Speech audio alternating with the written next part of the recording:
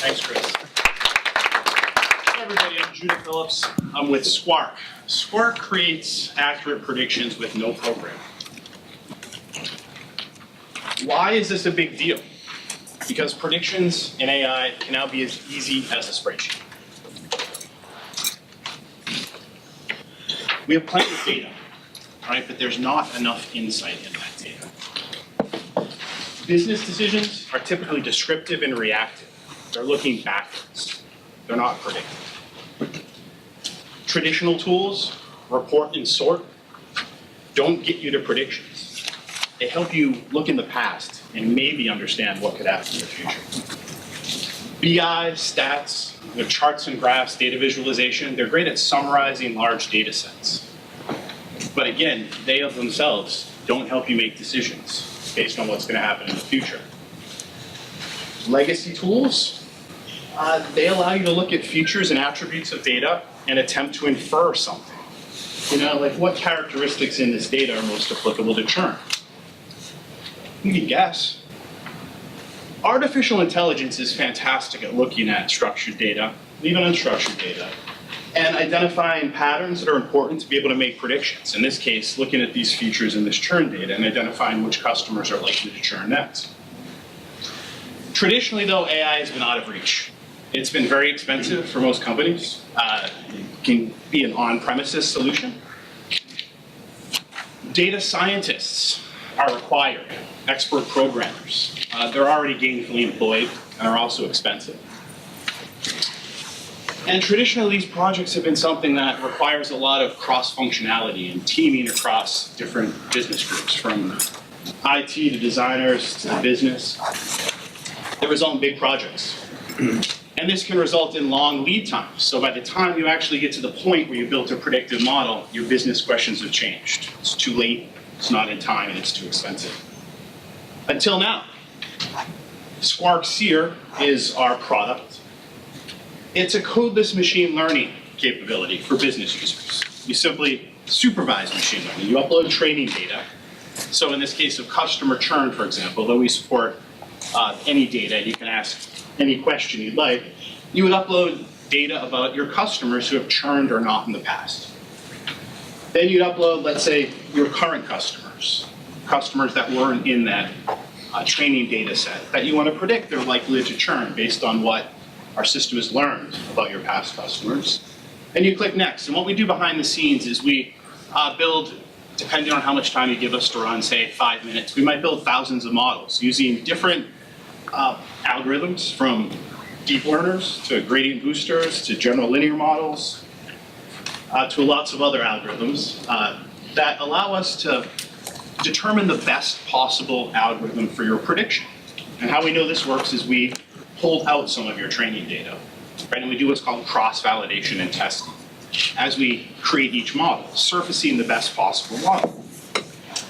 And you get to see your predictions. Another benefit of this is our models also surface which data is most predictive to what you're asking. So in the case of churn, is a job title more important than the last campaign clicked or the company size, right? We can identify those. So predictions in minutes, when they normally would have taken days, weeks, months, or even longer. You guys want to see how this works? So we're an owner-owned, cash flow positive startup with customers. Including some large ones and some small ones. So what we're doing here is we're looking at the version on the desktop. We're dragging over training data that includes Salesforce leads table data. We have some intelligence that scans the data, including the different data types, does a little bit of data profiling, right? So you can determine which target you want to select. Our intelligence will select the target. In this case, it's looking for the final column, which has zeros or ones. And then you can, that's your dependent variable, right, your target. And then you can select which independent variables you want to predict. I use as predictors. You drag over your new data, or so the data you want to predict on, in this case, the customers that you want to score. It's AI, so similar to BotKeeper, the longer it runs, in theory, the more intelligent it gets. Lots of our models will converge within just a couple minutes. And then you can see the leaderboard that results. So in this case, for this Salesforce data, we built a lot of different models using a lot of different supervised machine learning algorithms, but we used the stacked ensemble, which has some weights I think you might have seen there. to deliver a set of predictions, which we give you back with your production data. And you can see the predictions have percentage signs there. But you can see the predictions there. 0 is going to not churn, 1 will churn. When you click on a different algorithm, in this case the stack ensemble for your data scientists is showing the weights. Lots of different use cases. Now we don't do images or video right now, but come back in about 6 months. We do support all the other data types that you would expect. The types of model classes we're building are binary classification. So this is where we're predicting the likelihood of an entity to be in 1 or 2 classes. So this could be churn, not churn, buy, not buy, machine's going to fail, not fail, right? Multi-class or multinomial classification, this is where we're predicting the probability of an entity to be in 3 or more classes. So the probability of a high, medium, low lifetime value customer. Which of the 10 offers should you send, and what's the probability of the customer responding to the other 9? And the regression where we're forecasting the next period value of a continuous variable, right? So these are kind of the 3 main AI or machine learning classes that we're abstracting into a couple of clicks. We've seen a lot of success with our marketing customers who are using it to predict, and they're essentially doing things like predicting which leads will become MQLs, which MQLs become SQLs, which SQLs SQOs, all the way to ACV. And this is across, individual personas, content, offers, as well as the different campaigns and channels you use to do things like personalize, right? The promise of true one-to-one marketing, where you can personalize an offer and do account-based marketing, is infinitely possible with Squark. Things like predictive segmentation with ABM, all the way to some very cool cases with algorithmic attribution, where we're doing multi-touch attribution, or we can see where customers are moving across different channels and identifying which channels are most predictive of their conversion, which customers are most likely to convert. Here's a customer quote. So Nielsen is one of our customers, based on 8x bump in their ROI from their marketing spend. They were so impressed that they forgot an S. So that's us, Squark. We're AI predictive power with spreadsheet ease. We have a 14-day free trial. So I'd love for all of you to go and sign up for it. We curate the list, so we'll contact you. But you can try this out yourself. It's $500 a month, up to 500,000 rows. As the data gets larger, our model changes a little bit. So check it out, squarkai.com/free-trial.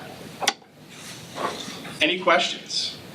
So that example you just mentioned with the Salesforce leads being uploaded and using all the predictive analysis. So is there already like a pre-trained algorithm in the background that's already trained on all those different data points to understand so that's what's interesting. So our AI does AI.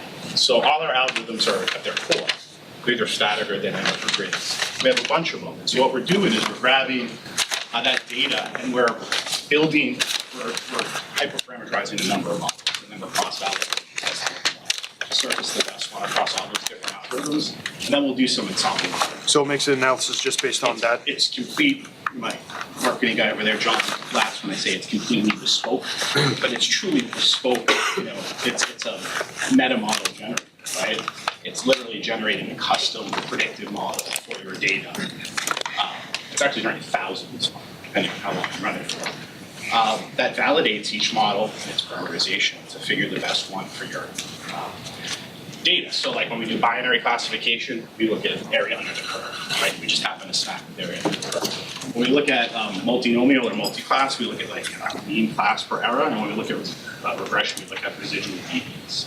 So we are able to cross-validate to determine those metrics, and then we can simply figure out the best one and then run your predictions.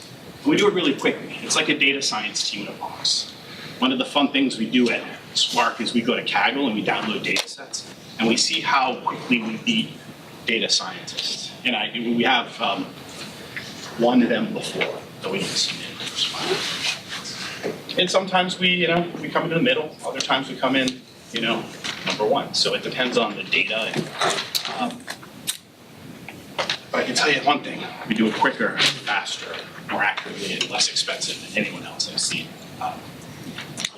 globally. Any other questions? questions, guys? I got 7 seconds.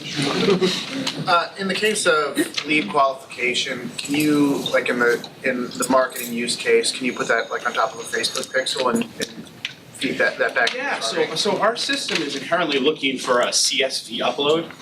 And we have, for example, a connector to Domo, if any of you guys use Domo. So we're one of the few privileged companies that take Domo data out of their data center, run it in our SaaS, and return it back to Domo, right? So fundamentally, we've abstracted supervised machine learning to 2 function calls, which you saw the interface on top of. So we just send a CSV, right? And yeah, could it include Facebook pixel data? Yes. And if you have, say, a key on a campaign to a bunch of campaign metadata, or you're looking at user response and you have a CDP, we can actually take that data, if you believe it to be causative, and allow you to select what independent variables you want to use on your target, right? And then we build the model. So one of the things we've done is from that same upload of Salesforce, I picked conversion, but I could have picked a lifetime value. I could have predicted any feature, right, that was within that training data set, other than an image, part of it, right, or a video. Then again, you could upload theoretically. Any other questions? This gentleman right here.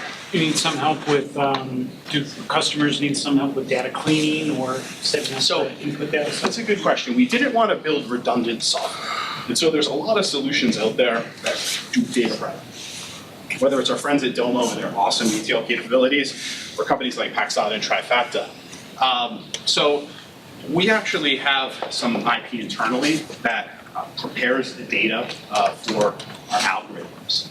And that includes some automated feature engineering and some other automation that prepares the data. But from a classical data prep capability where we're identifying the outliers and stuff, we have some data profiling features that allow you to do that. But ultimately, the quality of the model is going to degrade if you start passing junk to it. And because we can show you the variables of importance, we would say, hey, start excluding that stuff. Or, this data just looks in services, right? If we do them not the best, so exclude that. But we allow you to sort of recombine and be nimble in the way you use your data, such that hope that not a lot of data practice will go. Okay, thank you, Squark. All right, thanks. Spark your data.